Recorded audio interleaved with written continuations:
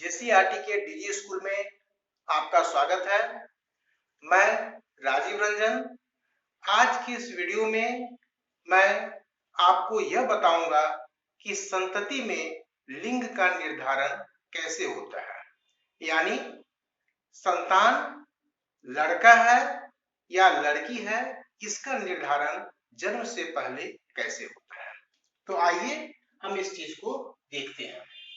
संतति का लिंग निर्धारण लड़की अथवा लड़का, हम लोग इस चीज को जानेंगे।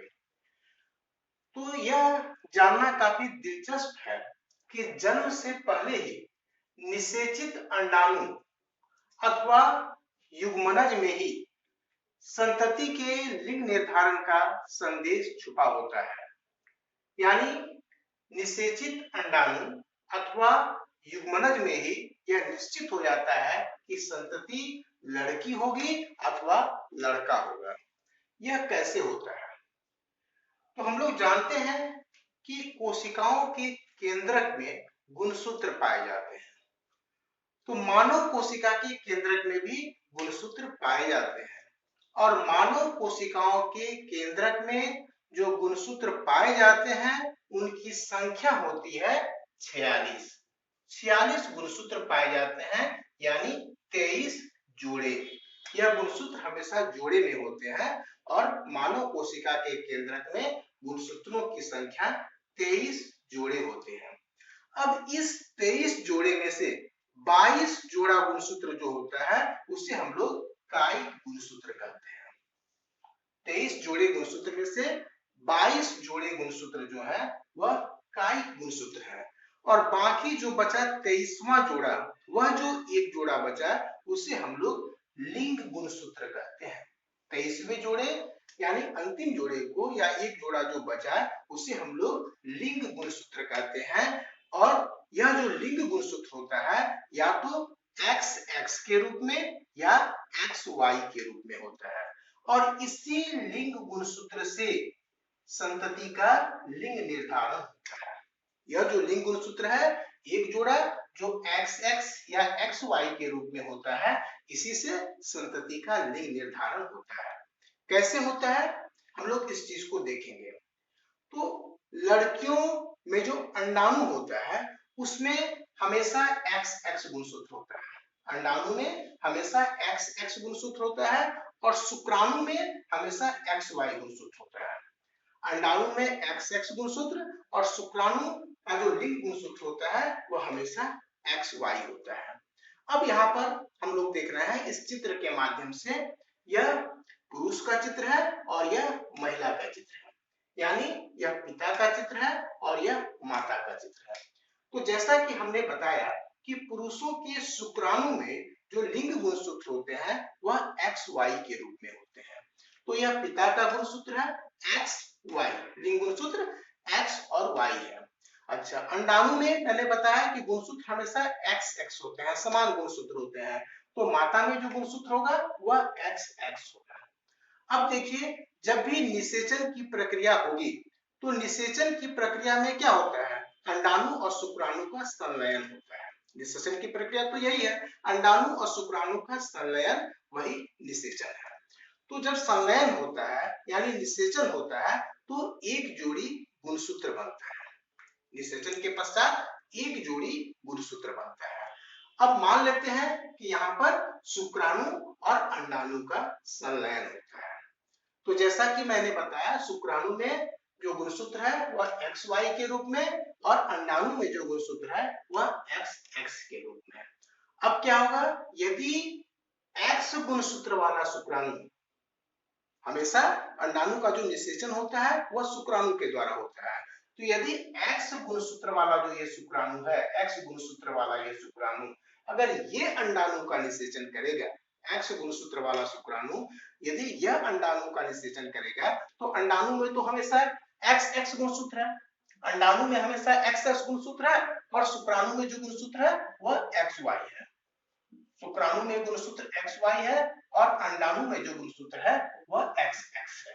अब यह देखने की बात है कि यदि X गुणसूत्र वाला शुक्राणु वह अंडाणु का ये करेगा, निषेचन करेगा, तो क्या होगा, हमें अंडाणु में हमेशा x गुणसूत्र है और ये शुक्राणु के हम लोग x गुणसूत्र को लिए तो x हमेशा x के साथ मिलेगा और एक जोड़ी गुणसूत्र जो बनेगा वह x बनेगा। यह x जब भी इस x के साथ निषेचन करेगा या फिर यह x जो है इस x के साथ निषेचन करेगा तो दोनों अवस्था में क्या होगा, दो गुणसूत्र जो आएगा वह x आएगा। और x गुणसूत्र जो है वह किस में होता है, अंडाणु में होता है। अंडाणु कहाँ होता है, लड़कियों में होता है। तो इस तरह से जो संतति बनेगा वह संतति क्या होगा, वह जो युग्मनज होगा उसमें XX गुणसूत्र आएगा और मादा संतति का विकास होगा। तो यदि X गुणसूत्र वाला शुक्राणु जो है यह यदि अंडाणु का निषेचन किया तो यह X या तो अंडाणु के इस X से मिलेगा तो दो X गुणसूत्र बनेगा या फिर यह X जो है वह अंडाणु के इस X से मिलेगा तो वहां पर भी दो X गुणसूत्र जो है बनेगा। तो दोनों ही स्थिति में जब दो X गुणसूत्र बन रहा है इसका मतलब क्या है, उस युग्मनज में दो X गुणसूत्र आ रहा है। तो जब युग्मनज में दो X गुणसूत्र आया तो ऐसी स्थिति में हमेशा क्या होगा, मादा संतति का विकास होगा और तब जो जन्म होगा वह जन्म लेने वाली संतान जो है वह लड़की होगी। यह तब होगा जब X गुणसूत्र वाला शुक्राणु अंडाणु का निषेचन करेगा।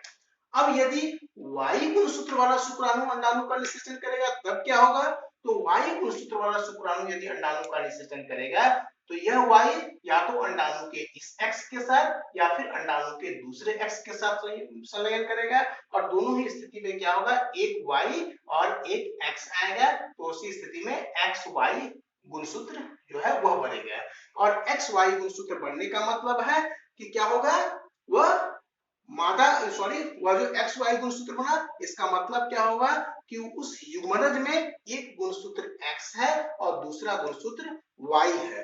तो वैसी स्थिति में जिस संतति का विकास होगा वह संतति क्या होगा, वह लड़का होगा।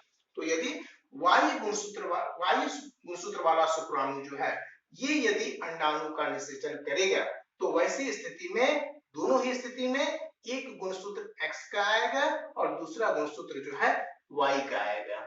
और जब एक गुणसूत्र X होगा और दूसरा गुणसूत्र Y होगा तो दोनों ही स्थिति में क्या होगा, जिस संतति का विकास होगा वह संतति क्या होगा, वह लड़का होगा। तो इस तरह से हमने क्या देखा कि संतति का जो लिंग निर्धारण होता है लड़की अथवा लड़का, इसके लिए जिम्मेवार कौन होता है, इसके लिए जिम्मेवार होता है पिता यानी पुरुष का लिंग गुणसूत्र। लड़की अथवा लड़का संतति होने के लिए जिम्मेवार होता है पिता यानी पुरुष का लिंग गुणसूत्र। हमारे समाज में जो यह धारणा है कि संतति लड़की अथवा लड़का है, इसके लिए माता यानी महिला जिम्मेवार है, यह अवधारणा बिल्कुल गलत है क्योंकि संतति का लिंग निर्धारण पुरुष के लिंग गुणसूत्र से होता है। तो इस तरह से हमने देखा कि संतति में लिंग निर्धारण यानी लड़की अथवा लड़का का निर्माण किस तरह से होता है। अब फिर हम अगली वीडियो में मिलेंगे, तब तक के लिए धन्यवाद।